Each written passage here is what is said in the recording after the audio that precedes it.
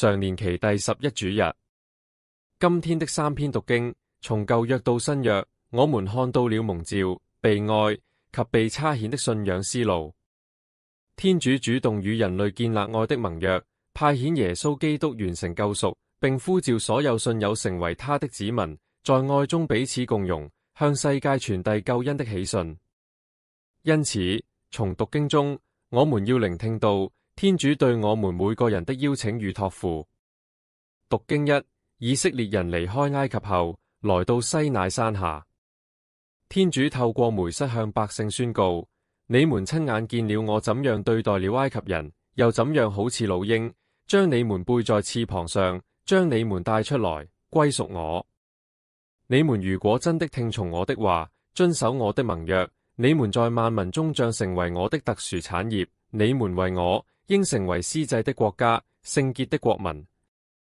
這是一份何等珍貴的召叫！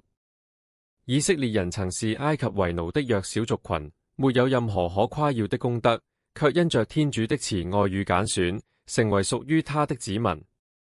這裏包含了兩層重要的啟示：第一，救恩的起點永遠是天主的主動，不是我們先尋找天主，而是天主先尋找、拯救並接納我們。第二，被揀選並非享有特權，而是肩負使命。司祭之國代表着他們要作為天人之間的中保，猶太人作為一個整體，被主顯天選去向全世界彰義的存在，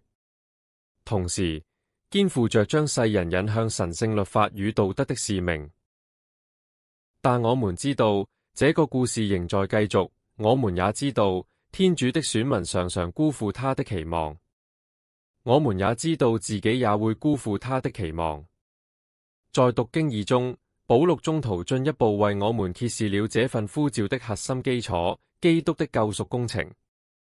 他寫道：當我們還軟弱的時候，基督就在指定的時期為不敬虔的人死了。為義人死是罕有的事，為善人或許有敢死的，但是基督在我們還是罪人的生活就為我們死了。這證明了天主怎樣愛我們。這是信仰中最震撼人心的真理。天主的愛不是等到我們變好、成義之後才賜予，而是在我們還遠離他、陷入罪惡的時候，就已經藉着耶穌的犧牲，為我們打開了和好的道路。我們原本因罪與天主隔絕，與他人疏離，但藉着基督的十字架，我們得以與天主和好，獲得了恩寵中的地位，更在盼望中歡離，因為我們不僅被赦免，更被接納為天主的子女，與基督同享生命的圓滿。同時，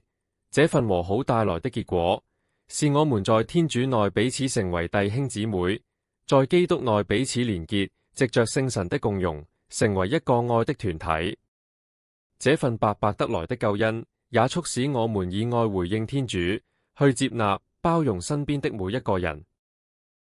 在今日的福音讀經中，我們注意到耶穌看見群眾時的反應，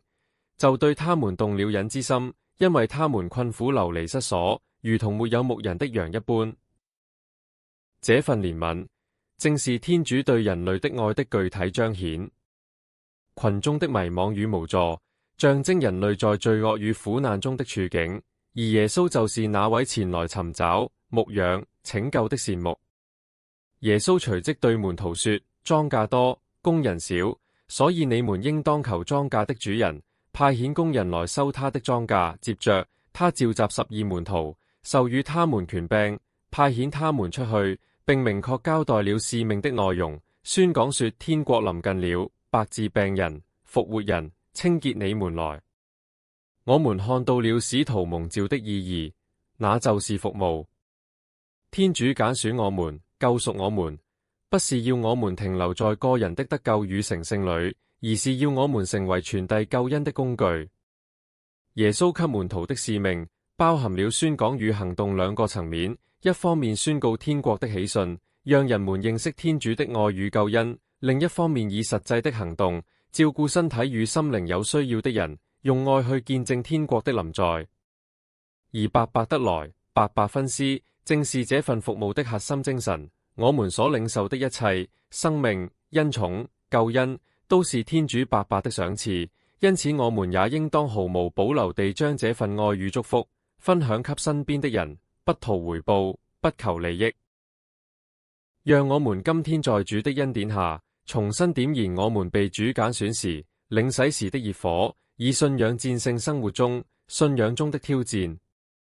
藉着基督的十字架，與天主、與人和好，彼此共融成為一體，如同12門徒被差遣到世界，以宣講與行動見證天國。